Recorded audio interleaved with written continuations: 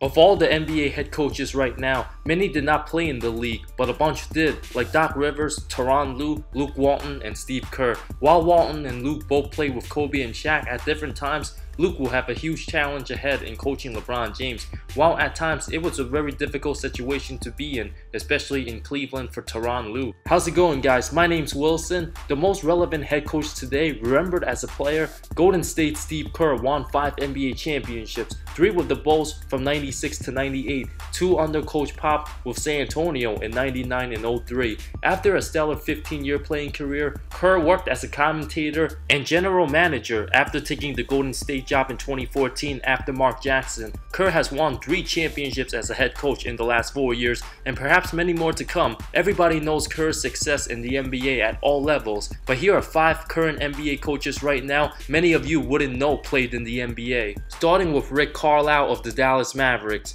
For the average NBA fan, many probably didn't know Rick Carlisle played in the NBA unless you play a lot of 2K with the '86 Celtics. Carlisle played 5 total seasons, 3 with Boston and 1 with the Knicks and Nets, a total of 188 games as a limited role player. His highest point average came from the '88 season with New York, putting up 2.8 points. After retirement, the former 6'5" shooting guard served as an assistant coach for the Nets, Blazers, and Pacers, officially became a head coach in the 2001-2002 season with the Pistons. After getting fired in 03, Rick spent 5 seasons with the Pacers, coaching the Jermaine O'Neal-Ron Artest team. Carlisle then coached the Mavs starting in 2008, replacing Avery Johnson, won his first NBA title as head coach in 2011, and now recognized as one of the most respected and great coaches in the league. Scott Brooks of the Washington Wizards. The 53-year-old Brooks played 10 seasons in the NBA from 1988 to 98 as a 5'11" backup point guard, bounced around playing for 6 different teams in Houston, Minnesota, Philly, Dallas, Cleveland, and New York. Brooks actually won a championship with the '94 Rockets,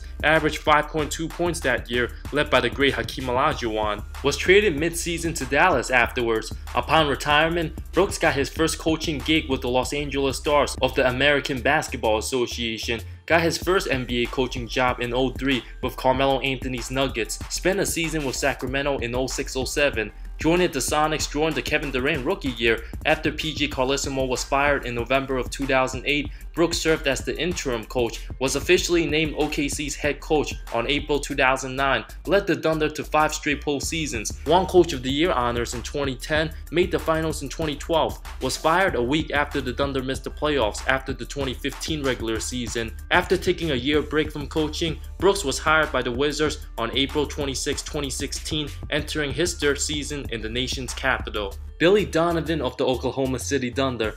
After a stellar career at Providence, Donovan spent 1 season with the Knicks in '87-88, also a 5'11" backup point guard, averaged 2.4 points, 2 assists. Afterwards, Donovan actually worked on Wall Street, was very unhappy, so he spoke to his former coach Rick Pitino about his situation. Donovan quit his corporate job after 4 months, while Pitino would later hire Donovan as a grad assistant at the University of Kentucky. Donovan was promoted to assistant coach after a year, then to associate head coach in '92. His success led him to the head coaching job at Marshall in 1994, making him the youngest Division I basketball coach at the time. He was only 28 years old. It's incredible how certain things work out in life, which led him to a bigger opportunity. Named head coach of the Florida Gators in 1996, viewed as one of the best college coaches then, Donovan's Gators won back-to-back titles in 2006 and 2007, became the 2nd youngest coach in NCAA history to win 500 games before the age of 50, was the replacement of Scott Brooks, getting his first NBA head coaching job in 2015, now entering his 4th season with the Thunder.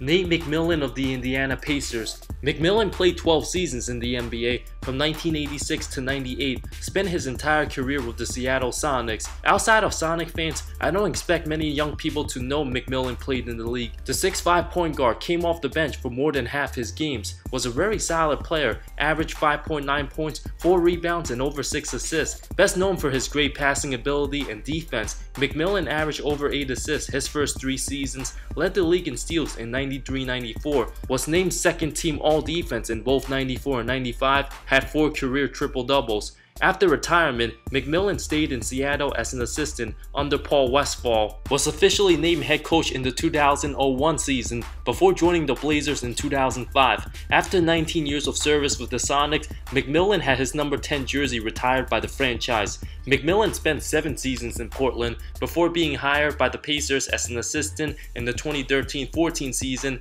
was back to a head coach in 2016 after Indiana didn't extend Frank Vogel's contract. McMillan will look to elevate his young Pacers to new heights after a hard-fought 7-game series against LeBron's Cavs. Mike D'Antoni of the Houston Rockets. A lot of you probably know D'Antoni is a basketball legend in Italy, where Kobe Bryant idolized him growing up. The 2-time EuroLeague champions recognized as one of the best players in Italy. Before that, D'Antoni was the 20th overall pick selected by the Kansas City Omaha Kings in the 1973 NBA draft. Played 3 seasons there and also 2 games with the Spurs in 1976. Averaged almost 3.5 points, nearly 2 assists in the NBA. After playing, D'Antoni coached in Italy from 1990 to 97. Before joining the Nuggets as an assistant, was fired after 1 year of being the head coach in the lockout season. Returned to the NBA in 2002 with the Suns, was named head coach in the middle of the 03-04 season. A year later, when Steve Nash joined the team, adapting to D'Antoni's 7-second or less offensive style and excellent pick-and-roll game, his coaching philosophy changed the NBA forever, making an incredible name for himself. After Phoenix, D'Antoni spent 4 seasons with the Knicks from 2008 to 2012, 2 with the Lakers, served as the associate head coach with the tanking Sixers. Now entering his 3rd season with the Rockets, Coach D'Antoni is still looking to capture his first NBA championship. Thank you so much for watching this video. Out of all these 5 head coaches, which ones did you least expect to have played in the NBA? Let me know in the comments below. I talk NBA comparisons, amazing storylines, NBA history, and anything basketball that will interest you. If you love the NBA, subscribe to my channel. More great stuff coming soon. See you next time.